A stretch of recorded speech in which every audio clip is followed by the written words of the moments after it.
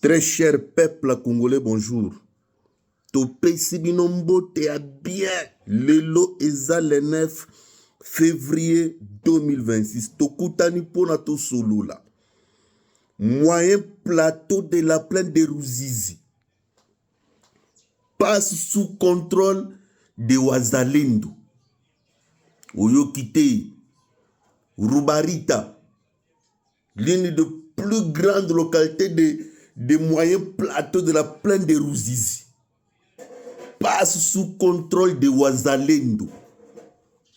Bakaptire, bakangi 12 Rwandais, bakangi manduke belé, babomi pe barwandais belé. Après d'intenses combats bitumbe toki te wazashu. Félicitations banamboka. Kakaboui. Oyo kite na lobi boy. Oyo kite yoka ngai. Yoka na lobi boy. Na moyen plateau. Ya plein ya Ruzizi wana. Le Wazalendo ezo contrôler yango. Bakomi na Rubarita. Bitumba itoki na Rwandais. Bakangi 12 Rwandais mi bimba boy. Misuso pena bakufi lokola banzinzi. Et beaucoup des armes récupérées. Félicitations banamboka. Wazashuka kaboui. Ezamboka na biso. Omoni 80% ya ba politiciens oyo bazo senga dialogue. 80%.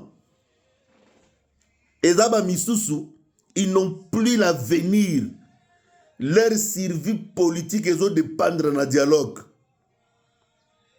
Oyokite na lobi boy. Au moins na bato tout ebele baso senga dialogue oyo. Nous regardons, observez bien. Beaucoup que nous avons que deux catégories de personnes qui demandent le dialogue. Il y a Liboso, ezaba politicien fini. Ba politicien oyo basila baza sous na gaz te. Maintenant skoyo balimba profiter nzela dialogue po ba se retrouver sur la scène politique bazwa gaz. Boye bien le côté bovanda. Yami Balé ezaba politicien soutenu par le Rwanda et qui soutient le Rwanda bazolinga le Rwanda ezonga la ba institution d'une autre manière à travers dialogue. Baba, toye bibino to timbeli déjà bino. Toye bibino? Ba misusu ba sila des produits finis, ils n'ont plus à donner comme recette politique. Ba misusu eza ba marionnette ba Rwandais nde ba zolinga ne tozo dérwandariser, tozo misa ba Rwanda institution boy, ba Rwandais ba zonga. Dialogue ko sala makaka après avoir récupéré tous les territoires congolais. À ta localité, moko rebelle azati wanandi tout ça dialogue. Et puis dialogue wana toko sala na ba médiateur sérieux. Lokola ba pasteur Paola White américain wana nde toko sala na bango dialogue binoté. Nous sommes très sérieux avec vous.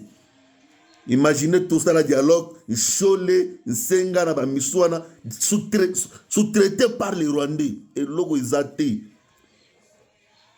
Voilà. Oyokito, oyokite. Oyokito, oyokite.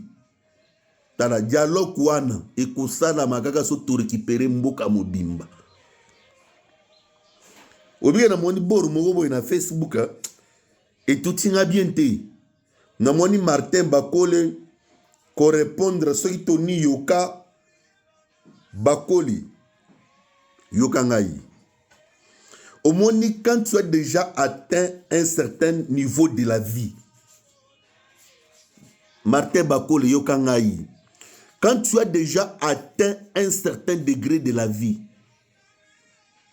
on ne répond pas à n'importe qui, on ne répond pas de n'importe comment. Et on ne répond pas n'importe où. Parce que tu dois comprendre que tu es déjà un leader.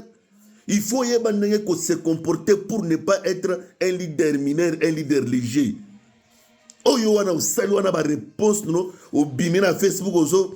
En tout cas, tu n'as pas compris ce que tu es. Et puis le langage n'était pas approprié bakoli. Tu dois t'entourer de personnes qui doivent t'orienter comment faire la communication. Bande onangai. Oyebi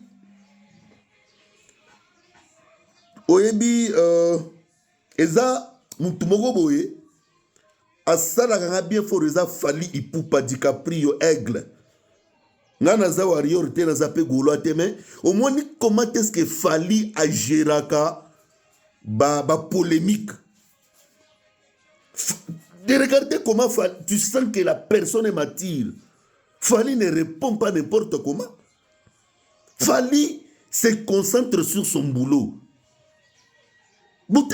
Imaginez ce qu'il fallait dans le monde, qu'on pèse aux réponses à n'importe quelle provocation. Donc c'est un musicien qui a un mental d'un leader, qui ne répond. Excusez-moi, jeune frère Nanga Inosbi. Au moins, la polémique contre Fally. C'est le Oscar Mwana Maël Tata Mapasa. Au moins, et puis là, mais tu vois comment Fally a quand même géré la polémique. C'est comme ça qu'un leader, aigle ou des chapeaux, ndeboye, un leader azalaka. Un leader reporte n'importe comment. Un leader, il faut savoir différencier les critiques fondées et la manipulation quand tu es attaqué. Quand tu comprends que ça c'est une manipulation, ne réponds pas à une manipulation. Quand c'est fondé, tu sais quand répondre. Et puis, un leader doit comprendre qui m'attaque. Oh, azo attaqué ngai azanani. Et puis, azo attaqué ngai po nanini. Yeba ke non zawana ezaka batu ebele bako attaqué yo pona kozwa gaz bakoli. Et puis, oyeba ke non, ce qui m'ont attaqué ngai, son message a quel impact sur mon public. Et ça a un impact sur le public. Hein? Martin Bakoli. Tu dois. Zala Mokolo.